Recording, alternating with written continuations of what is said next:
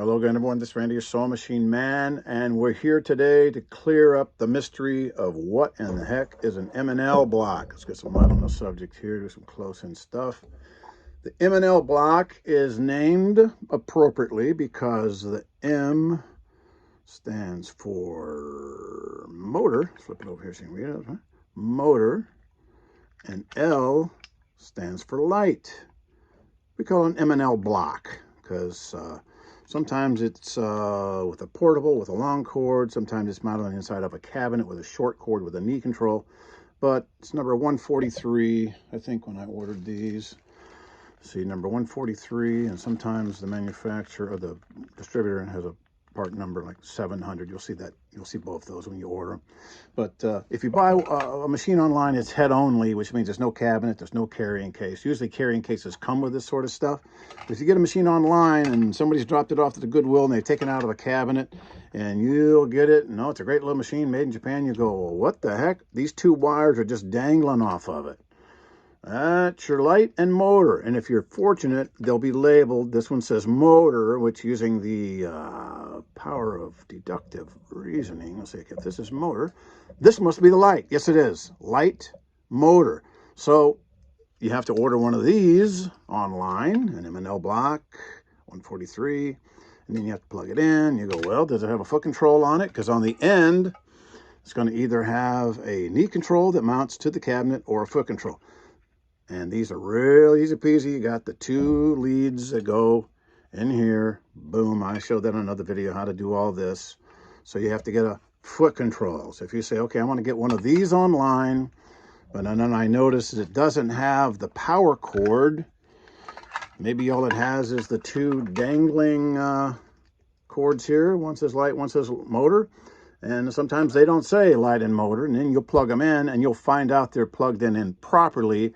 If you plug the motor into the light, see, the light is direct, wide open current. It'll go straight to the light, and it's always on. The motor, of course, is switched through the foot control. So if you plug the light into the motor, the machine will just take off running. You're like, what the heck's going on? Is my machine crazy, broke? Is it, possessed? What's going on? Switch your plugs. The light goes in the light, the motor goes in the motor. And if you don't know, always plug the first one in the motor, and then you'll find out without the machine running 100 miles an hour. If you have a random one, say this is the light one, or is this the motor one? This is motor. You plug it in the motor, but if it's not labeled, you always plug it into the motor, not the light. Plug it in the motor to test it to see, and then if it takes off running, you got it wrong. Press your knee, or foot control, knee control, whatever. Or sometimes if you've just bought this, sometimes I'll just touch the two wires together and light it up. So to make a long story even longer, you'll get these sometimes and the end will be missing. Or the people, I used to do a lot of work for the van lines, and the guys that were moving the machines, they would never take the time to unplug them. They would just take the channel locks, side cutters, whatever they had in their pocket, and they would just give it a snip and a snip. And that'd have me come out to put new ends on here because they were just two bare wires. So then go to the hardware store and you get one of these, put it on, or you order one of these from Brewer Quilting, one of these, plug, male. Sorry to gender it there. I hope I didn't misgender it. Male plug. See, it's an outie, not an innie. You know what I'm talking about. Get those. Some are better than others. I prefer these. If you can find them, Ace True Value has them. They're hard to find. They're a little more pricey, but they work flawlessly. The other ones are hit and miss. So put new ends on them. Any cord that's got a fray or missing, you just put the new ends on them. It's the easiest thing in the world.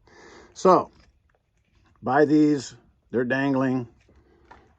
Solve the mystery. Get yourself an M&L block. Plug them in the right ones. If it's the wrong one, you'll step on the foot control. The light will come on. You go, oh, that's weird. Then you plug it in and it just takes off running because the motor's in the light, light's in the motor. Okay? That's how we take it.